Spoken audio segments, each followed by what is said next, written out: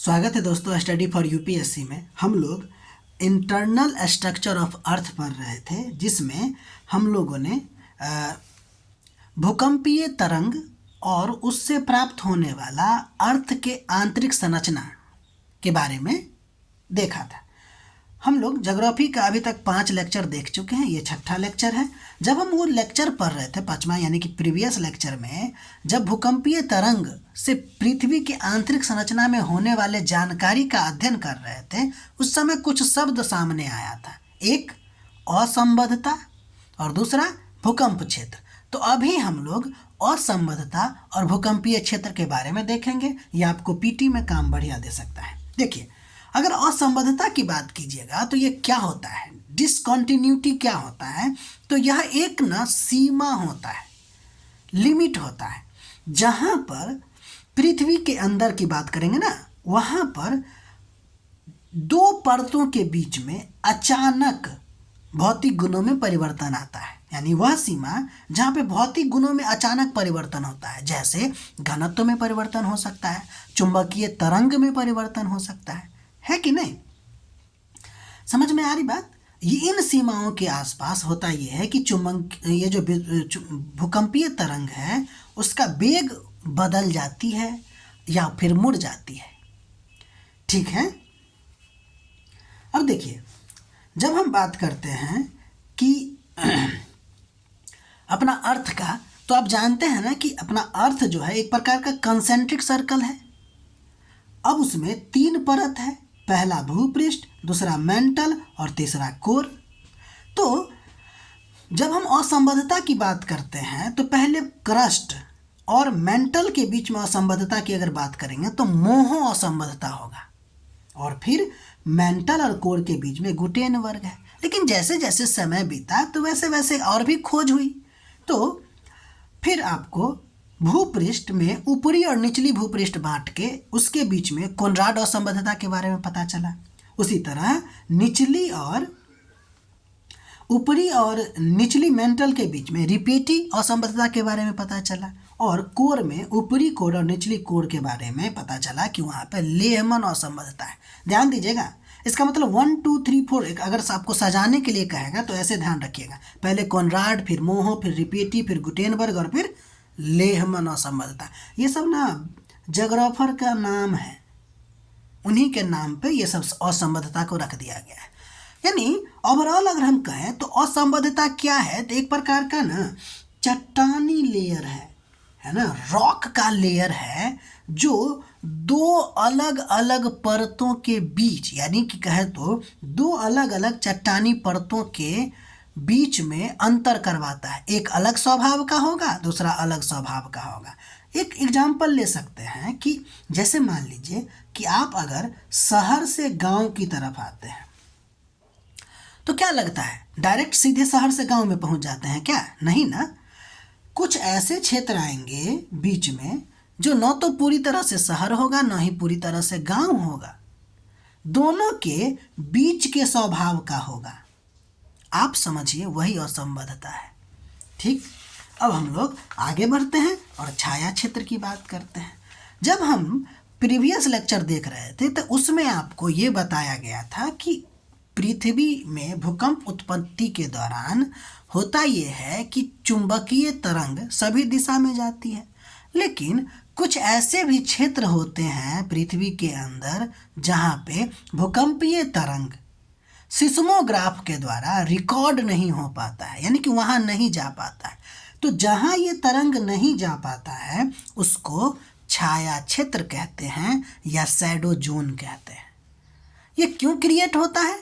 इसलिए क्रिएट होता है क्योंकि पृथ्वी की आंतरिक संरचना अलग अलग है, एक समान नहीं है। ठीक है, इसके वजह से तरंग अलग अलग परतों में जाके या तो मुड़ जाती है, या विलुप्त हो जाती है, या फिर रुक जाती है। ठीक है, तो स्पेशली हम लोग पी और एस का भूकंपीय यानी कि पी और एस का शैडो जोन देखेंगे। तो देखिए, पी, अगर हम एस की बात करें तो आप जानते हैं ना, वो केबल ठोस में चलता है। तो ये जब आपको गुजरती है तो 105 डिग्री के बाद वो अंदर नहीं प्रवेश कर पाती है। तो अगर हम देखें एस तरंग का छाया क्षेत्र 105 डिग्री से 105 डिग्री के बीच होता है, ठीक है, और ये सबसे बड़ा होता है। एस छाया क्षेत्र से आपको पता चलता है कि पृथ्वी का आउटर कोर लिक्विड है, ये आपको पहले भी बताया है। उसी तरह अगर हम पी की बात करें तो पी जो होता है बढ़ता तो है आगे, लेकिन उसकी गति स्लो हो जाती है। फिर भी इससे भी कुछ ऐसा क्षेत्र होता है, खासकर 105 डिग्री से 145 डिग्री के बीच में, वो छूट ही जाता है। उसके लिए यानी 105 से 145 के बीच में पी का छाया क्षेत्र होगा, ठीक है। समझ में आ रही बात? इसको ना पी और एस दोनों का कह सकते हैं, क्योंकि पी तो देखिए एस तो यहाँ से लेके यहाँ तक, एस का तो बड़ा हो गया ना, एस का तो बड़ा हो गया, इसका छोटा होता है। तो इसमें आपको एस शामिल है कि नहीं शामिल है? 105 से 145 के बीच में है ना शामिल, तो इसको पी और एस का छाया क्षेत्र भी कह सकते हैं, इसमें कोई डाउट नहीं। लेकिन स्पेशली हम आपको पी तरंग का छाया क्षेत्र बोले हैं, ठीक है। उम्मीद है समझ गए होंगे। अब हम आपको प्रैक्टिस के लिए क्वेश्चन दिए हैं, उसको आप लोग देखिएगा। अब हम लोग अभी तक जो पढ़ रहे थे पृथ्वी की आंतरिक संरचना में, वो ज़्यादातर आपको मेंस ओरिएंटेड था। अब हम लोग पीटी ओरिएंटेड देखते हैं। तो देखिए पृथ्वी की आंतरिक संरचना की जब हम बात करेंगे तो इसमें दो प्रकार के परत आपको दिखेंगे, एक रासायनिक परत और दूसरा यांत्रिक परत। रासायनिक परत में आपको भूपृष्ठ यानी कि क्रस्ट, मैंटल और कोर दिखेगा, जबकि यांत्रिक परत में स्थल मंडल, दुर्बल मंडल, मध्य मंडल, आंतरिक कोर या सिर्फ सीधे हम बोल सकते हैं कोर, ठीक है। तो सब के बारे में हम एक एक करके देखेंगे। बोले थे ना पीटी और मेंस दोनों का कर रहे हैं, तो बहुत ही डिटेल अध्ययन करेंगे, ये नहीं कि छोड़ छाड़ के आगे बढ़ रहे हैं। जैसे क्लास खरीदा जाता है ना 1 लाख 1.5 लाख रुपया दे के, और जैसे टॉपिक वाइज चलता है वैसे हम लोग करेंगे। मतलब समझिए कि ज्योग्राफी में छोटा छोटा लेक्चर बना के कम से कम हम लोग सिर्फ वर्ल्ड ज्योग्राफी में 65 से 70 लेक्चर देंगे। आप समझिए उसमें कितना चीज़ आपको पढ़ाया जाएगा, पूरा मेंस और पीटी यहीं हो जाएगा। बाकी बस बचेगा आपका रिवीजन और क्वेश्चन प्रैक्टिस। समय मिला तो वो भी करेंगे। तो भूपृष्ठ की बात करते हैं। पृथ्वी का सबसे ऊपरी परत है। इसकी मोटाई अगर देखिएगा तो औसतन 30 किलोमीटर माना जाता है, लेकिन महाद्वीपीय क्रस्ट में 30 से 70 किलोमीटर तक भाग जाता है, और महासागरीय क्रस्ट में 5 से लेकर 10। 70 इसलिए बोल रहे हैं क्योंकि आप जानते हैं ना कि बहुत सारा पर्वत पठार सब है। तो ये जो अपने भारत में देखिएगा कि माउंट एवरेस्ट का जो है वो लगभग 70 किलोमीटर अंदर तक गया हुआ है। तो महाद्वीपीय क्रस्ट 70 किलोमीटर तक जा सकता है, ठीक है।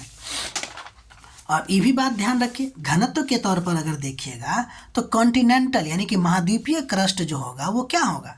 हल्का होगा ओसेनिक क्रस्ट से, ठीक। अब देखिए भूपृष्ठ जो है यानी कि क्रस्ट जो है आपको कॉन्ट्राड और संबद्धता के द्वारा 2 पार्ट में विभाजित है। पहले देखिए ऊपरी और निचली।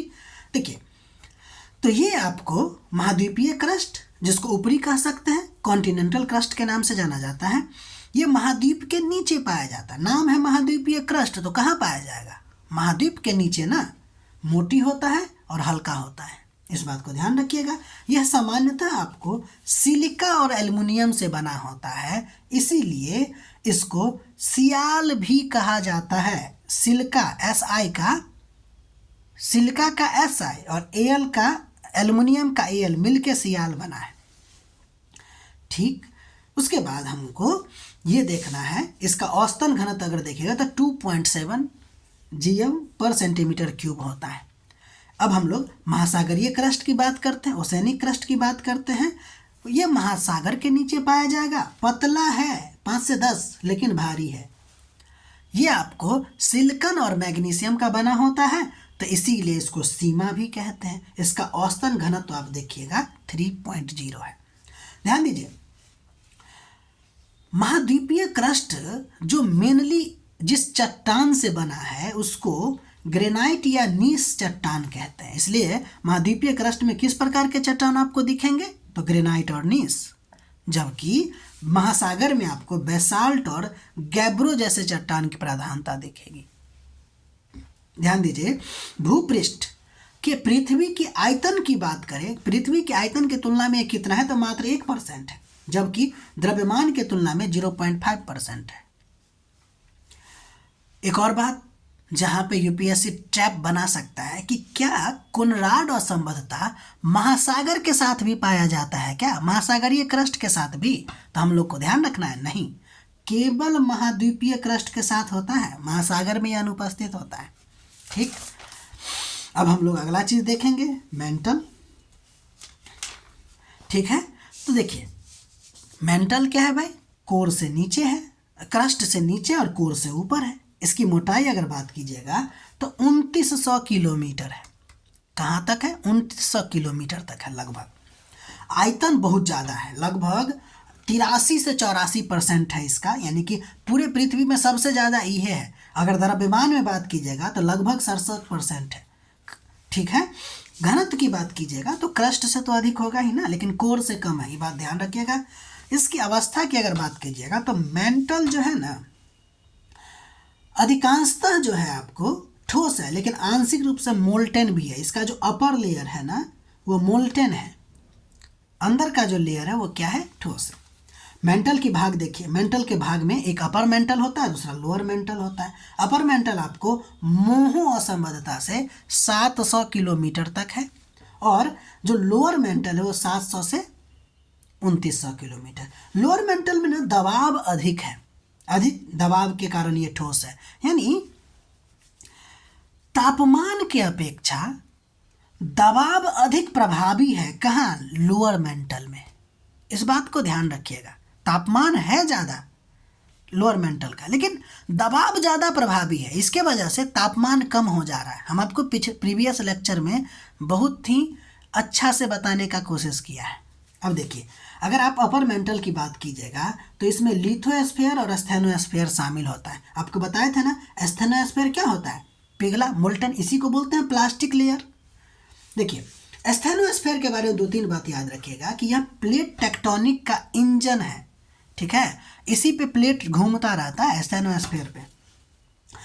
कहेगा आपको भूकंप, यानी कि जब आपको ज्वालामुखी आती है तो वो मैग्मा कहाँ से निकलता है? तो ये मैग्मा चैम्बर भी है। कौन? स्थेनोस्फीयर, यानी कि मैग्मा यहीं से निकलती है। यहीं पर इसी स्थेनोस्फीयर में आपको सिस्मिक वेव कम हो जाती है। सिस्मिक वेग जो है वो कम हो जाती है, प्रीवियस लेक्चर में बताए हैं, और इसीलिए इसको लो वेलोसिटी जोन भी कहा जाता है। उम्मीद है लिख रहे होंगे, समझ रहे होंगे। अब देखिए, पुराने समय में मेंटल को वाइट ऑफ द अर्थ भी कहा जाता था। टेम्परेचर ज़्यादा होने के कारण इसको पायरोस्फीयर भी कहा जाता है। पायरो टेम्परेचर के लिए वर्ड यूज किया जाता था, इसे पायरोस्फीयर भी कहा जाता है। उम्मीद है समझ गए होंगे। अब देखिए, मेंटल में अगर चट्टान की बात कीजिएगा, जब आपको क्रस्ट बताए तो इसमें आपको बताया कि ग्रेनाइट है, ग्रेबो है, बेसाल्ट है, नीस है, वो सब चट्टान वहाँ पाया जाता है। लेकिन इसमें क्या है, मतलब मेंटल में किस प्रकार का चट्टान है? तो पेरिडोटाइट जैसे भारी चट्टान, ये भारी चट्टान है, ये पेरिडोटाइट जैसे भारी चट्टान की प्रधानता है, इसलिए इसे कभी कभी सीमा लेयर भी कहते हैं। ये मेंटल को कभी कभी सीमा का लेयर भी कहा जाता है। इस बात को ध्यान रखिएगा, सियाल जो है वह सीमा पर तैरती रहती है। ठीक, तो यहाँ तक आप लोग नोट बनाइएगा।